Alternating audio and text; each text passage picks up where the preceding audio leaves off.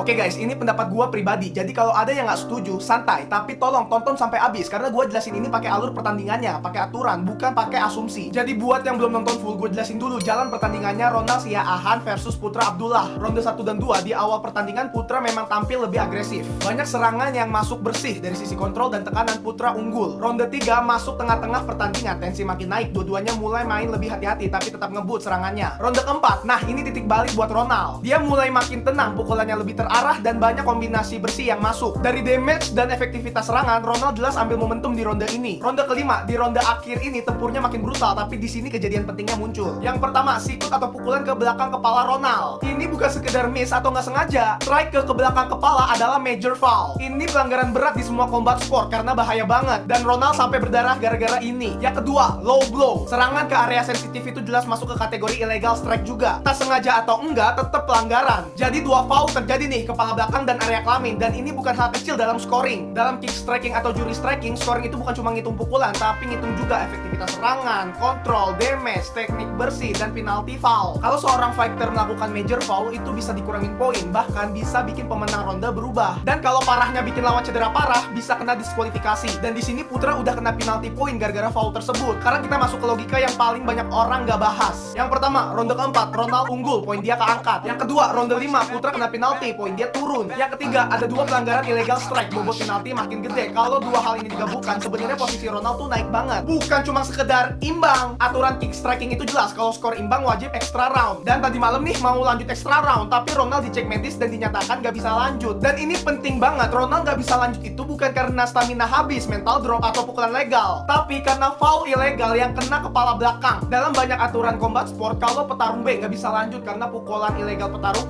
A biasanya kalah DQ, atau petarung B dapat kemenangan karena foul. Jadi logikanya kok bisa imbang, padahal extra round batal bukan karena faktor Ronaldnya, tapi pelanggaran dari Putra Abdullah. Makanya gue bilang, ini pendapat gue pribadi, tapi berdasarkan alurnya, peraturannya, dan kejadian-kejadian yang terjadi, hasil imbang itu sebenarnya imbang secara angka, bukan secara konteks pertarungannya. Karena kalau aturan foulnya ditegakkan maksimal, Ronald sebenarnya punya peluang besar buat menang. Untungnya ada keputusan rematch. Semoga nanti lebih fair, lebih tegas, dan gak ada lagi deh drama-drama kayak gini.